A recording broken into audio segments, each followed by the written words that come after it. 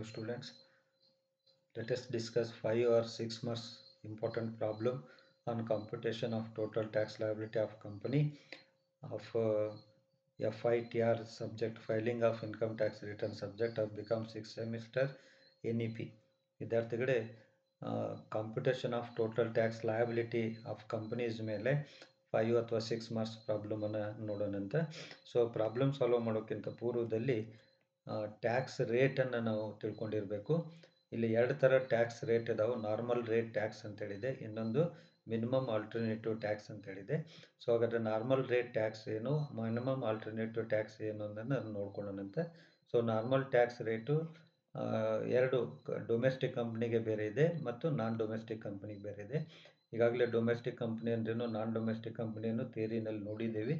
So long term ಕ್ಯಾಪಿಟಲ್ಗೆ, ಇದೆಲ್ಲ domestic ಕಂಪ್ನಿಗೆ long term capital ಗೇನ್ಗೆ 20% tax ಇರ್ತೈತಿ, ಶಾರ್ಟ್ ಟರ್ಮ್ ಕ್ಯಾಪಿಟಲ್ ಗೇನ್ಗೆ 15% ಇರುತ್ತೆ, ಕ್ಯಾಶುವಲ್ ಇನ್ಕಮ್ ಲಾಟ್ರಿ ರೇಸಸ್ನಿಂದ ಬಂದಿದ್ದ ಇನ್ಕಮ್ಗೆ 30% ಇರುತ್ತೆ. ಅದರ್ ಇನ್ಕಮ್, ಅದರ್ ಅಂದರೆ ರಿಮೈನಿಂಗ್ ಟೋಟಲ್ ಇನ್ಕಮ್ನಲ್ಲಿ ಈ long term, short term, casual income less ಮಾಡಿದ ಮೇಲೆ ಇನ್ಕಮ್ ಬರ್ತೈತಲ್ಲ, ಅದು ಅದರ್ ಇನ್ಕಮು. ಅದ್ರ ಮೇಲೆ 25% ಟ್ಯಾಕ್ಸನ್ನು ಕ್ಯಾಲ್ಕುಲೇಷನ್ ಮಾಡಿಕೊಡ್ಬೇಕು. ಇದು ಡೊಮೆಸ್ಟಿಕ್ ಕಂಪ್ನಿಗೆ. ದೆನ್ ಇನ್ ನಾನ್ ಡೊಮೆಸ್ಟಿಕ್ ಕಂಪ್ನಿಗೆ ಲಾಂಗ್ ಟರ್ಮ್ ಕ್ಯಾಪಿಟಲ್ಗೇನು 20 ಸೇಮ್ ಇದೆ, ಶಾರ್ಟ್ ಟರ್ಮ್ ಕ್ಯಾಪಿಟಲ್ಗೇನು 15% ಸೇಮ್ ಇದೆ, ಕ್ಯಾಶುವಲ್ ಇನ್ಕಮ್ಗೂ 30% ಸೇಮ್ ಇದೆ. But other income, remaining total ಇನ್ಕಮ್ಗೆ 25% ಬದಲಿ 40% ಮಾಡಬೇಕು. ಇದು ನಾನ್ ಡೊಮೆಸ್ಟಿಕ್ ಕಂಪ್ನಿಗೆ. ಆ್ಯಂಡ್ ಇದಕ್ಕೆ ಮತ್ತೆ ಸರ್ಚಾರ್ಜ್ ಆ್ಯಡ್ ಮಾಡಬೇಕು. ಡೊಮೆಸ್ಟಿಕ್ ಕಂಪ್ನಿಗೆ ಅಪ್ ಟು 10 crores ಅಂದರೆ 1 crores-ನಿಂದ 10 crores-ಗೆ 7% ಇದೆ, ಅಬೌಟ್ 10 crores-ಗೆ 12% ಇದೆ. ದೆನ್ ನಾನ್ ಡೊಮೆಸ್ಟಿಕ್ಕಿಗೆ 2% up to 10 crores and about 10 crores 5% ಇದೆ. Next health and education cess domestic ಮತ್ತು ನಾನ್ ಡೊಮೆಸ್ಟಿಕ್ ಎರಡಿಗೂ ಸೇಮ್ ಇದೆ, 4% on tax plus surcharge. Tax ಮತ್ತು ಸರ್ಚಾರ್ಜ್ ಎರಡು ಕೂಡಿಸಿದ ಅಮೌಂಟ್ ಇದೆ, ಅದ್ರ ಮೇಲೆ 4% ಹೆಲ್ತ್ ಆ್ಯಂಡ್ ಎಜುಕೇಷನ್ ಸೆಸ್ಸನ್ನು ಕ್ಯಾಲ್ಕುಲೇಷನ್ ಮಾಡಬೇಕು. ಇದು ನಾರ್ಮಲ್ ರೇಟ್ ಟ್ಯಾಕ್ಸ್ ಸಿಸ್ಟಮ್ ಅಂತ ಕರೀತಾರೆ ಇದಕ್ಕೆ. ನೆಕ್ಸ್ಟು ಇನ್ನೊಂದು ಮಿನಿಮಮ್ ಆಲ್ಟರ್ನೇಟಿವ್ ಟ್ಯಾಕ್ಸ್ ಸಿಸ್ಟಮ್ ಅಂತೇಳಿದೆ. This minimum alternative tax system is introduced just to curb the evasion of tax by the companies by showing less amount of profit. They wanted to avoid the tax.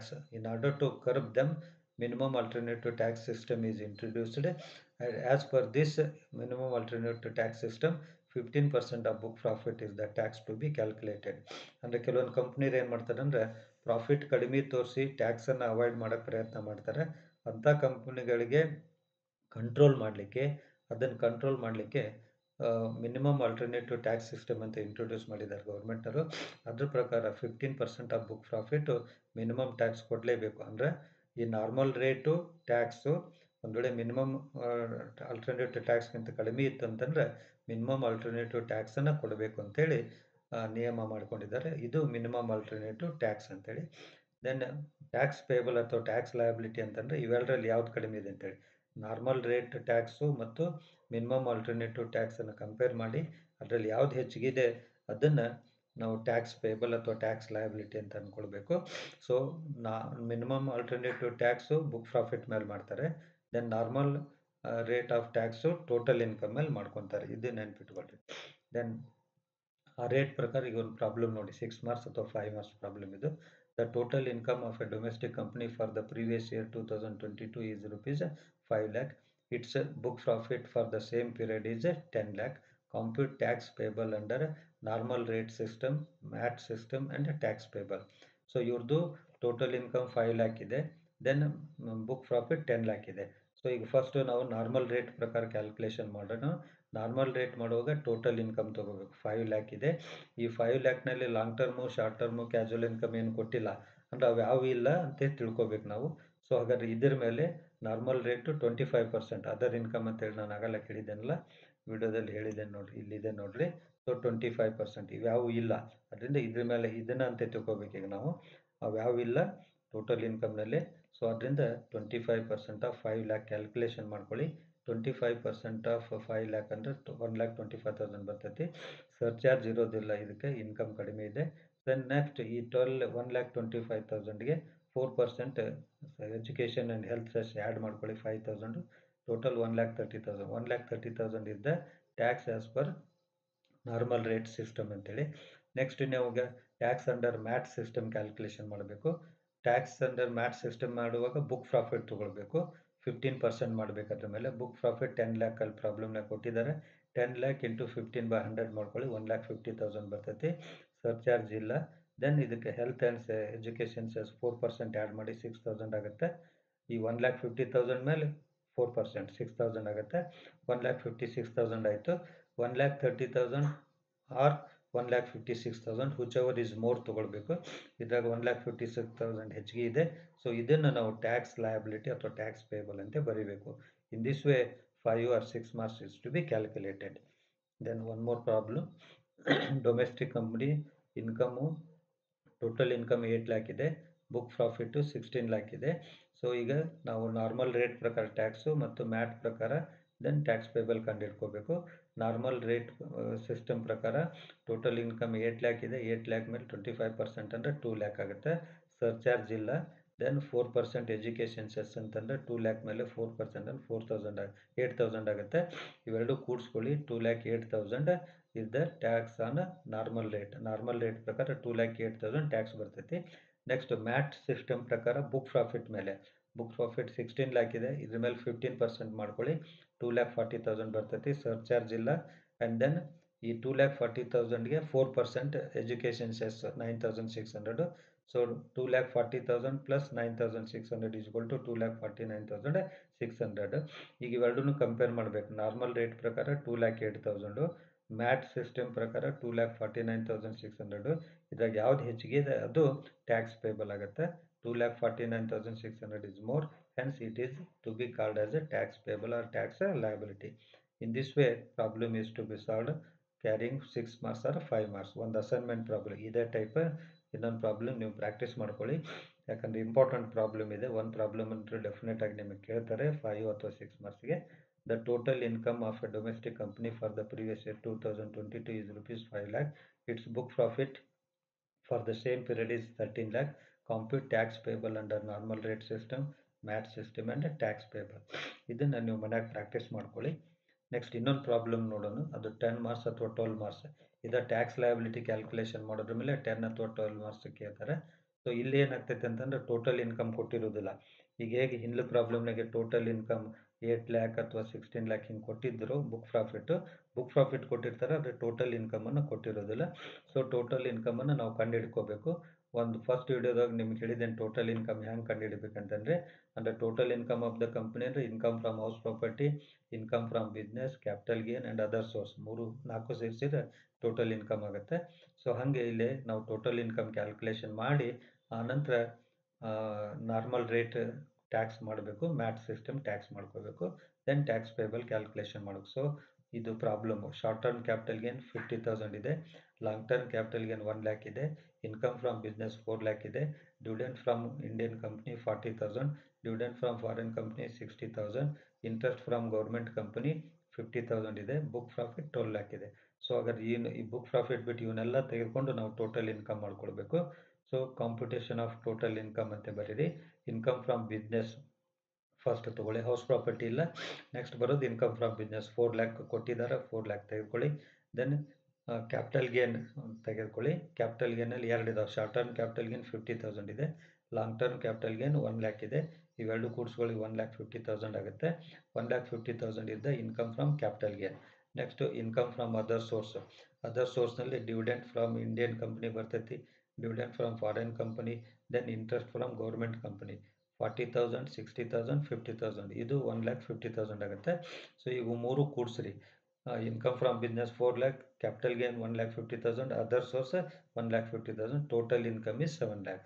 ಈಗ ನಮಗೆ total income ಬಂತು. But ಹಿಂದೆ ಪ್ರಾಬ್ಲಮ್ನಾಗ 6 ಮಾರ್ಕ್ಸ್ಗೆ ಇದನ್ನು ಕೊಟ್ಟಿದ್ರು. ಈಗ 12 marks ಅಥವಾ 10 ಮಾರ್ಕ್ಸ್ಗೆ ಇದನ್ನು ಕೊಟ್ಟಿರೋದಿಲ್ಲ, ಇದನ್ನು ಕ್ಯಾಲ್ಕುಲೇಷನ್ ಮಾಡಬೇಕು. ಈಗ ನಾವು ಏನು ಮಾಡಬೇಕಂದ್ರೆ ಈ 7 ಲ್ಯಾಕ್ ಮೇಲೆ normal rate tax rate apply ಮಾಡ್ಕೋಬೇಕು. ನಾರ್ಮಲ್ ರೇಟ್ ಅಪ್ಲೈ ಮಾಡುವಾಗ ಅವಾಗ ಏನು ಮಾಡ್ತಿದ್ವಿ ನಾವು ಅಷ್ಟು 7 ಲ್ಯಾಕ್ ಮೇಲೆ 25% ಮಾಡಿಬಿಟ್ಟಿದ್ವಿ. ಈಗ ಏನಾಗಿದೆ, ಲಾಂಗ್ ಟರ್ಮ್ ಸಪ್ರೇಟ್ ಕೊಟ್ಟಿದ್ದಾರೆ, ಶಾರ್ಟ್ ಟರ್ಮ್ ಸಪ್ರೇಟ್ ಕೊಟ್ಟಿದ್ದಾರೆ. ಅದಕ್ಕೆ ಅವುಗಳ ಮೇಲೆ ಸಪ್ರೇಟಾಗಿ ಟ್ಯಾಕ್ಸ್ ಕ್ಯಾಲ್ಕುಲೇಷನ್ ಮಾಡಬೇಕು. First tax on long term capital gain 20% ಅಂತೇಳಿ ಥಿಯರಿ ಒಳಗೆ ಹೇಳಿದ್ದೀನಿ. So 1 lakh long term capital gain ಇದೆ, ಇದಕ್ಕೆ 20% ಟ್ಯಾಕ್ಸ್ ಅಂತ ಕ್ಯಾಲ್ಕುಲೇಷನ್ ಮಾಡಿದರೆ 20,000 ಬರ್ತೈತಿ. Next short term capital gain 50,000 ಇದೆ. ಶಾರ್ಟ್ ಟರ್ಮ್ ಕ್ಯಾಪಿಟಲ್ ಗೇನ್ಗೆ ರೇಟ್ 15% ಇರುತ್ತೆ. ಸೊ 15% ಆಫ್ 50,000 ಅಂತಂದ್ರೆ 7,500 ಬರ್ತೈತಿ. Then tax on other income ಅಥವಾ ರಿಮೈನಿಂಗ್ ಟೋಟಲ್ ಇನ್ಕಮ್ ಅಂತ ಅಂದರೆ, ರಿಮೈನಿಂಗ್ ಟೋಟಲ್ ಇನ್ಕಮ್ ಅಂದರೆ ಟೋಟಲ್ ಇನ್ಕಮ್ 7 ಲ್ಯಾಕ್ ಇದೆ. ಇದರಲ್ಲಿ long term capital gain 1 lac minus ಮಾಡಿ 50,000 short term capital gain less ಮಾಡ್ಕೊಳ್ಳಿ. ಅಂದರೆ 1,50,000 7 ಲ್ಯಾಕ್ನ ಲೆಸ್ ಮಾಡ್ಕೊಳ್ಳಿ. ರಿಮೈನಿಂಗ್ ಟೋಟಲ್ ಇನ್ಕಮ್ ಈಸ್ 5,50,000 ಬರ್ತೈತಿ. ಈ 5,50,000ಗೆ 25% ಕ್ಯಾಲ್ಕುಲೇಷನ್ ಮಾಡ್ಕೊಳ್ಳಿ. 1,37,500 ಡೊಮೆಸ್ಟಿಕ್ ಕಂಪನಿ ಆಗಿರೋದ್ರಿಂದ 25%, ಒಂದೆಡೆ ನಾನ್ ಡೊಮೆಸ್ಟಿಕ್ ಆಗಿದ್ದರೆ 40% ಮಾಡಬೇಕು. ಸೊ 5,50,000 ಇಂಟು 25/100 ಮಾಡಿದರೆ 1,37,500 ಆಗುತ್ತೆ. ಸೊ 20,000 ಪ್ಲಸ್ 7,500 1,37,500 1,65,000 ಬರ್ತೈತಿ. ಇದಕ್ಕೆ ಸರ್ಚಾರ್ಜ್ ಆ್ಯಡ್ ಮಾಡಬೇಕು. ಸರ್ಚಾರ್ಜ್ ಇಲ್ಲ, ಈಗ ಬಿಟ್ಬಿಡೋಣ. ನೆಕ್ಸ್ಟ್ ಬಂದ ಅಮೌಂಟ್ ಮೇಲೆ ಹೆಲ್ತ್ ಆ್ಯಂಡ್ ಎಜುಕೇಷನ್ ಸೆಸ್ 4% ಮಾಡಬೇಕು. ಅಂದರೆ 1,65,000 ಇಂಟು 4/100 ಮಾಡ್ಕೊಳ್ಳಿ. 5,600 ಬರುತ್ತೆ. ಸೊ 1,65,000 ಪ್ಲಸ್ 5,600 ಮಾಡಿಕೊಡ್ರಿ. ಅದು 1,70,600. ಇದು 1,76,000 tax on total income as per normal rate ಪ್ರಕಾರ. ಈಗ ನಾವೇನು ಮಾಡಬೇಕು, ಮ್ಯಾಟ್ ಸಿಸ್ಟಮ್ ಪ್ರಕಾರ ಟ್ಯಾಕ್ಸ್ ಕ್ಯಾಲ್ಕುಲೇಷನ್ ಮಾಡಬೇಕು. ಮ್ಯಾಟ್ ಸಿಸ್ಟಮ್ ಪ್ರಕಾರ ಅಂದರೆ ಮಿನಿಮಮ್ ಆಲ್ಟರ್ನೇಟಿವ್ ಟ್ಯಾಕ್ಸ್ ಸಿಸ್ಟಮ್ ಪ್ರಕಾರ 15% ಯಾವುದ್ರ ಮೇಲೆ, ಬುಕ್ ಪ್ರಾಫಿಟ್ ಮೇಲೆ. ಬುಕ್ ಪ್ರಾಫಿಟ್ ಪ್ರಾಬ್ಲಮ್ನಾಗ ಕೊಟ್ಟಿದ್ದಾರೆ 12 ಲ್ಯಾಕ್ ಮೇಲೆ 15% ಕ್ಯಾಲ್ಕುಲೇಷನ್ ಮಾಡಿರಿ 1,80,000 ಬರ್ತೈತಿ. ಈಗ 1,70,600 ಆರ್ 1,80,000 ಇವೆರಡು ಕಂಪೇರ್ ಮಾಡಿರಿ. ಇವೆರಡರಲ್ಲಿ ಯಾವ್ದು ಹೆಚ್ಚಿಗಿದೆ ಅದು tax liability. So here 1,80,000 is more, hence 1,80,000 is the tax payable or tax liability. ಅಂದರೆ ಅವರು 1,80,000 ರೂಪಾಯಿ ಈ ಕಂಪ್ನಿಯವರು ಟ್ಯಾಕ್ಸನ್ನು ಕಟ್ಟಬೇಕಾಗತ್ತೆ ಅಂತೇಳಿ ಅವ್ರ ಪ್ರಕಾರ. 1,70,600 ಟೋಟಲ್ ಇನ್ಕಮ್ ಪ್ರಕಾರ. ಬಟ್ ಅವರು ಕಡಿಮೆ ತೋರಿಸಿದ್ದಾರೆ ಪ್ರಾಫಿಟ್ಟು, ಹಾಗಾಗಿ ಮಿನಿಮಮ್ ಟ್ಯಾಕ್ಸ್ ರೇಟ್ ಇದನ್ನು ಅಪ್ಲೈ ಮಾಡಲೇಬೇಕು. ಸೊ ಮಿನಿಮಮ್ ಇಷ್ಟು ಕೊಡಲೇಬೇಕೀಗ ಅವರು 15% ಆಫ್ ಬುಕ್ ಪ್ರಾಫಿಟ್. ಒಂದೆಡೆ ಇದು 15% ಆಫ್ ಬುಕ್ ಪ್ರಾಫಿಟ್ ಇದು ಕಡಿಮೆ ಇತ್ತು ಅಂತಂದ್ರೆ, ಇದು ಜಾಸ್ತಿ ಇತ್ತಂದ್ರೆ ಈ ಅಮೌಂಟನ್ನು ಕೊಡ್ಕೋಬೇಕು. Whichever is more, normal tax rate system tax and tax under MAT, whichever is more is the tax payable or tax liability. In this way tax liability is to be calculated. ಒಂದು ಈ 12 marks ಅಥವಾ 10 ಮಾರ್ಕ್ಸಿಗೆ ಇನ್ನೊಂದು assignment problem ತೆಗೆದುಕೊಳ್ಳಿ, practice ಮಾಡ್ಕೊಳ್ಳಿ. Compute total income and tax liability of Moon limited, A domestic company, from following information for the assessment year 23-24. Short term capital gain 25,000, long term capital gain 50,000, income from business 3 lakh, dividend from Indian company 20,000, foreign company 40,000, and interest from government company 30,000, and book profit 10 lakh. ಈಗೇನು ಮಾಡಿದ್ನಲ್ಲ 12 marks problem, ಅದೇ ಥರ ಈ ಪ್ರಾಬ್ಲಮನ್ನು ಮಾಡ್ಕೊಳ್ಳಿ, practice ಮಾಡ್ಕೊಳ್ಳಿ. ಒಂದು 12 ಮಾರ್ಕ್ಸಿಗೆ ಅಥವಾ 10 ಮಾರ್ಕ್ಸಿಗೆ ಒಂದು ಪ್ರಾಬ್ಲಮ್ ಬರ್ತೈತಿ, ಅಥವಾ 10 ಮಾರ್ಕ್ಸಿಗೆ. ದೆನ್ 5 ಮಾರ್ಕ್ಸಿಗೆ ಅಥವಾ ಒಂದು ಪ್ರಾಬ್ಲಮ್ ಬರ್ತೈತಿ, ಅಥವಾ 6 ಮಾರ್ಕ್ಸ್ ಒಂದು ಪ್ರಾಬ್ಲಮ್ ಕೇಳ್ಬೋದು. ಸೊ ಇಷ್ಟು ಪ್ರಾಬ್ಲಮನ್ನು ಟ್ಯಾಕ್ಸ್ ಲಯಬಿಲಿಟಿ ಮೇಲೆ ಅಸೆಸ್ಮೆಂಟ್ ಆಫ್ ಕಂಪ್ನಿ ಸಂಬಂಧಪಟ್ಟಾಗೆ ಪ್ರಾಕ್ಟೀಸ್ ಮಾಡ್ಕೊಳ್ರಿ ಅಂತ ಹೇಳ್ತಾ, ಮತ್ತೊಂದು ಪ್ರಾಬ್ಲಮ್ಮು, ಇನ್ನೊಂದು ಪ್ರಾಬ್ಲಮ್ಮು ಅಂದರೆ ಬಿಸ್ನೆಸ್ ಇನ್ಕಮ್ ಕೊಟ್ಟಿದ್ದಿಲ್ಲ ಅಂದರೆ ಅದನ್ನು ಹೆಂಗೆ ಕ್ಯಾಲ್ಕುಲೇಷನ್ ಮಾಡಬೇಕು ಅನ್ನೋದನ್ನು ಇನ್ನೊಂದು ವಿಡಿಯೋದಾಗ ತೋರಿಸ್ತೀನಿ. Till then good bye. ನಿಮ್ಗೇನಾದರೂ ಡೌಟ್ಸ್ ಇದ್ದರೆ ಕಾಲ್ ಮಾಡಿರಿ. ನನ್ನ ನಂಬರು 9481009236. Thank you.